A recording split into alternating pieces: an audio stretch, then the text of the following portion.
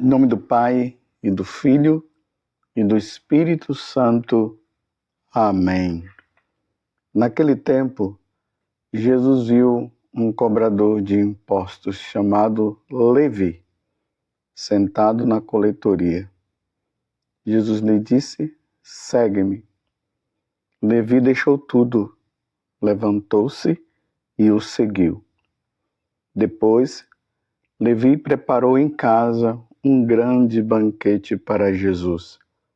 Estava aí grande número de cobradores de impostos e outras pessoas sentadas à mesa com eles. Os fariseus e seus mestres da lei murmuravam e diziam aos discípulos de Jesus: por que vós comeis e bebeis com os cobradores de impostos e com os pecadores? Jesus respondeu: os que são sadios não precisam de médico, mas sim os que estão doentes. E eu não vim chamar os justos, mas sim os pecadores para a conversão. Palavra da salvação. Glória a vós, Senhor. Meus irmãos e minhas irmãs, estamos no sábado, depois das cinzas, e eu costumo sempre lembrar que na quarta-feira passada nós estávamos ali na celebração da missa com o coração igual ao de Davi. Pelo menos é assim que nós deveríamos estar, arrependidos por causa dos nossos pecados e pedindo clemência e misericórdia ao Senhor. E o sinal que foi colocado na nossa cabeça, o sinal externo, porque o mais importante é o interno, é o desejo de mudança. Mas o sinal externo foi as cinzas que foram colocadas na nossa cabeça. E lembremos que o sacerdote disse o seguinte: tu és pó e ao pó terás que retornar. Ou senão, a outra frase: convertei-vos e crede no Evangelho. Essas cinzas, embora nós já tomamos o nosso banho e tudo, e ela saiu, essa cinza material, ela não está mais sobre a nossa cabeça. Mas a cinza espiritual, ela continua porque nós estamos em tempo de penitência. Nós estamos em tempo de conversão, em tempo de mudança de vida.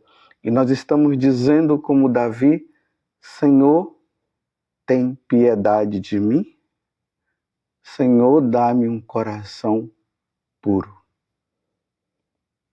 Aí no dia seguinte, na liturgia, Jesus falou de que adianta um homem ganhar o mundo inteiro se vier a perder a sua alma. E aí nós fomos levados a refletir: meu Deus, o que eu tenho feito da minha vida? Eu estou querendo ganhar o mundo ou estou querendo ganhar o céu? A pergunta de Jesus é que nós precisamos ganhar o céu. Porque não vai adiantar ganharmos o mundo inteiro e perdermos a nossa alma. Depois o convite na sexta-feira ao jejum. Aquela pergunta que os discípulos de João havia feito para Jesus: se nós jejuamos e os fariseus jejuam, por que os seus discípulos não jejuam? Lembrando que eram os discípulos de João Batista.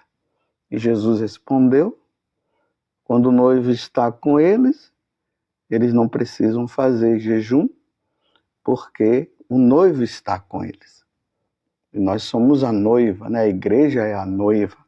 Os discípulos representam a igreja, eles são a noiva de Cristo e Jesus é o noivo. Então, no momento em que a noiva está com o noivo e o noivo com a noiva, há festa. Mas Jesus disse: mas um dia o noivo será tirado e eles jejuarão. E aí nós passamos a estar nesse clima de jejum. E o evangelho de hoje mostra a conversão de um homem, Levi, que depois será conhecido como Mateus, o apóstolo e também o evangelista, por isso que tem o evangelho de Jesus Cristo segundo São Mateus. E quem era esse homem? Ele era um cobrador de impostos, detestado pelos judeus, e ele era judeu também, mas ele era detestado pelos judeus porque ele cobrava os impostos acima do que deveria cobrar. É aquela questão, né? Uma parte para César, outra parte para mim. Ele era um corrupto. Em si era um ladrão. E foi esse homem que, quando Jesus passou, Jesus olhou para ele e disse: segue-me, e ele seguiu. Provavelmente Mateus já estava ouvindo ali falar de Jesus, ouvindo falar da fama de Jesus, dos milagres que ele tinha feito e tantas outras coisas. E quando Jesus olha para ele e diz: segue-me, aqui diz que ele se levantou, deixou tudo e seguiu. Deixou a coletoria de impostos.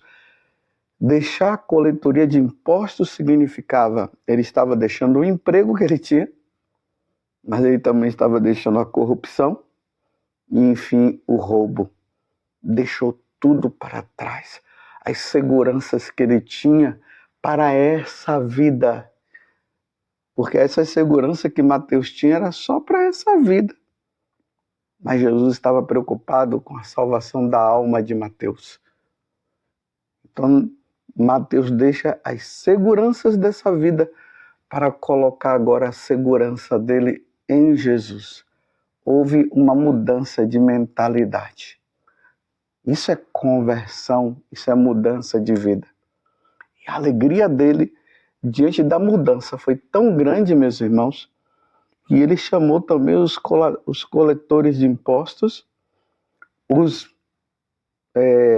ladrões, aqueles que eram tidos como pecadores, os pecadores públicos, e organizou um jantar para Jesus fazer a mesma coisa com os outros, porque ele viu que os outros também precisavam sair da situação de pecado que eles estavam. Você entendeu?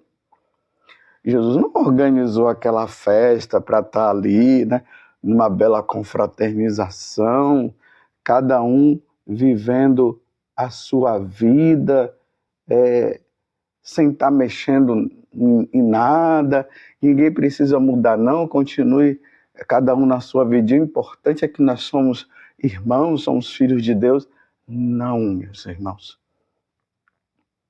A intenção de Jesus de estar lá e a intenção de Mateus de convidá-los era para que houvesse também a mudança no coração deles. Tanto que os fariseus e os mestres da lei murmuravam e diziam aos discípulos de Jesus: por que vós comeis e bebeis com os cobradores de impostos e com os pecadores? Por quê? Eles não fariam isso jamais. Eles jamais estariam com os pecadores, se juntar com os pecadores. E aí nós vimos a resposta de Jesus. É interessante que eles falam com os discípulos. Jesus, como é Deus, Jesus ouve, e agora Jesus olha para eles e diz: os que são sadios não precisam de médico, mas sim os que estão doentes. Agora prestem atenção no que Jesus vai dizer. Eu não vim chamar os justos. Jesus veio do céu, não foi para chamar os justos, mas para chamar os pecadores, os bandidos, os criminosos, as prostitutas, os que estão no adultério, os homens que estão vivendo essa vida aí de pares, que não são casais, são pares. Jesus veio chamar todos eles. E é por isso que Jesus se coloca no meio de todos eles, no meio de todos nós. Mas não para dizer assim, você que está no adultério, continue no adultério. Você que está vivendo essa situação de homem com homem e mulher com mulher, você pode continuar. E aí ele olha para os criminosos e diz, não, continue no crime, não tem problema. Afinal de contas, foi a sociedade que deixou e que fez vocês ficarem assim. Pode continuar assim. Se fosse para o mundo continuar como o mundo, Jesus não precisaria vir. Jesus vem justamente para que haja uma mudança de vida. Por isso que eu disse para vocês prestarem atenção no que Jesus vai dizer. Então nós estamos no capítulo 5, do versículo 27 a 32, do Evangelho aqui de São Lucas. E é justamente no último versículo que Jesus vai dizer a palavra-chave. Eu não vim chamar os justos, mas sim os pecadores para a conversão. Tá vendo? Ele veio chamar os pecadores para a conversão.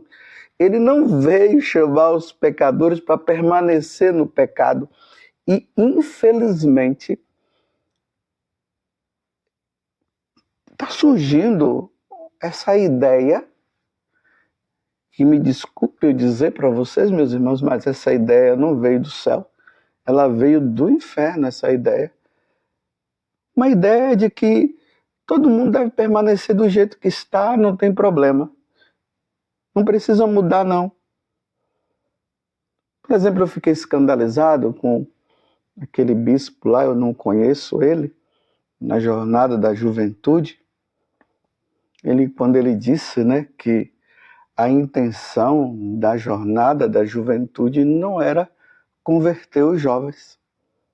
Eu fiquei preocupado, eu fiquei escandalizado. Eu não sei o que é que deu na cabeça daquele bispo de ter falado aquilo naquela hora. Não sei se ele estava nervoso e acabou falando isso. Eu não sei as intenções que estavam no coração dele, porque eu não vou julgar. Mas foi o que ele falou. A Jornada da Juventude não é para converter os jovens, mas é para que os jovens todos venham para cá, para que tenha uma confraternização de todos os povos, de todas as religiões, sem tocar nesse negócio de conversão e de mudança de vida. Imagina, os pais mandam os seus filhos para ir lá em Portugal, para a jornada, na intenção de ouvir do Papa essa palavra de mudança, de vida nova e tudo mais. E chega lá, não, é só um momento de confraternização. É perder tempo. Então, é ir contra o que Jesus está falando hoje. Eu não vim chamar os justos, mas sim os pecadores para a conversão. Tanto que as primeiras palavras de Jesus, quando ele começou a sua vida pública, foram essas: convertei-vos e crede no Evangelho. Quando São Paulo saiu em busca dos gentios, ele foi em busca dos gentios para trazer os gentios, para que os gentios se convertessem, ou seja, os pagãos se convertessem. Essa é a missão da igreja, essa é a missão dos apóstolos, de nós sacerdotes, dos bispos. Se a nossa missão não for levar as pessoas à mudança de vida, então não tem cabimento existir apóstolos, padres, bispos. Não há necessidade.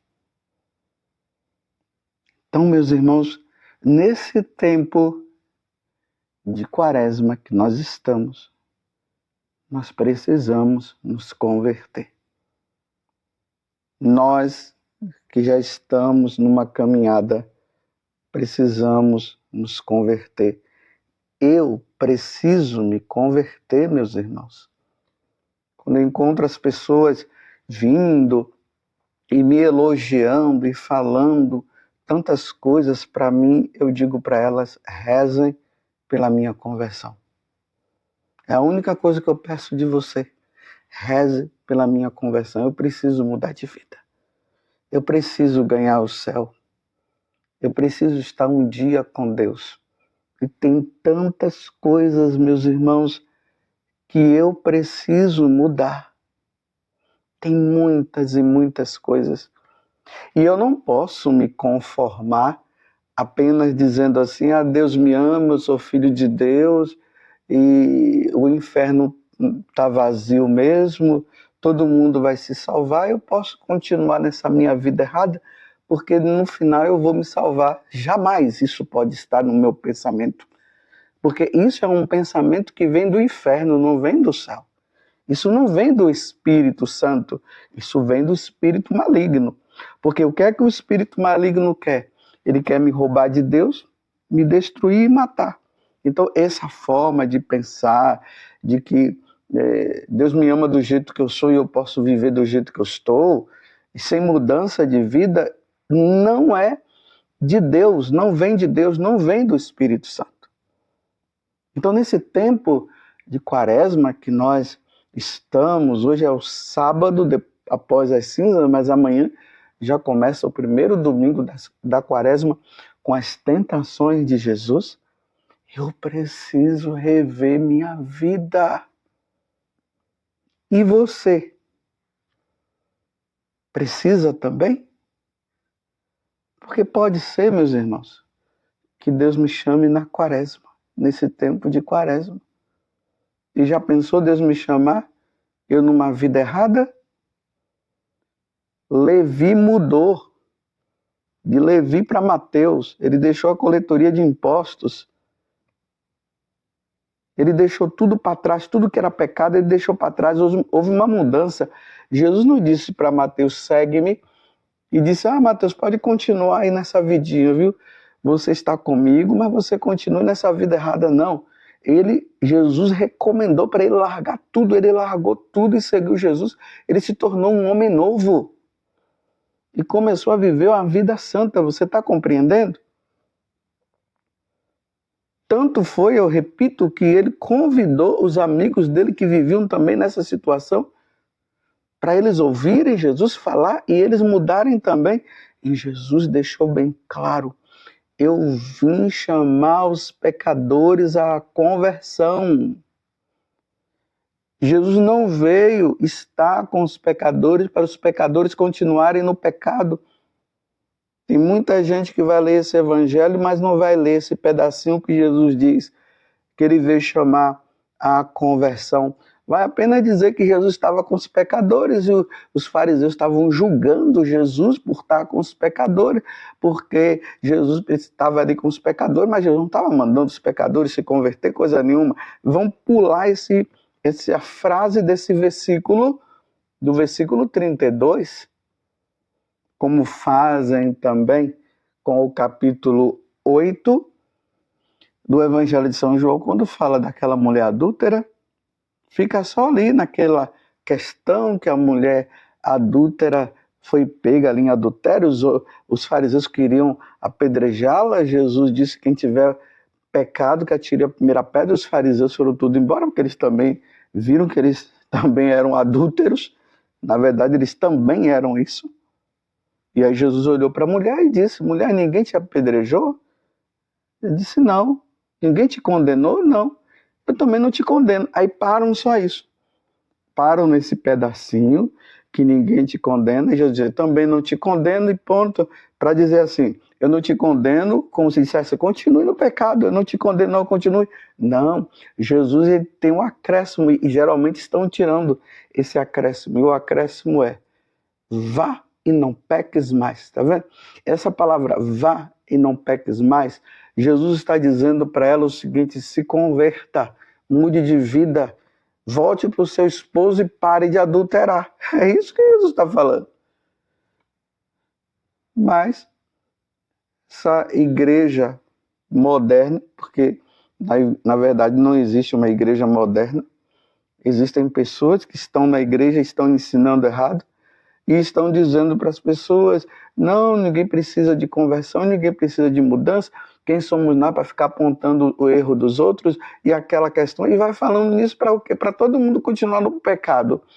E se nós, meus irmãos, continuarmos no pecado, o nosso destino será o inferno. Por isso que Jesus veio nos chamar à conversão para nós ganharmos o céu.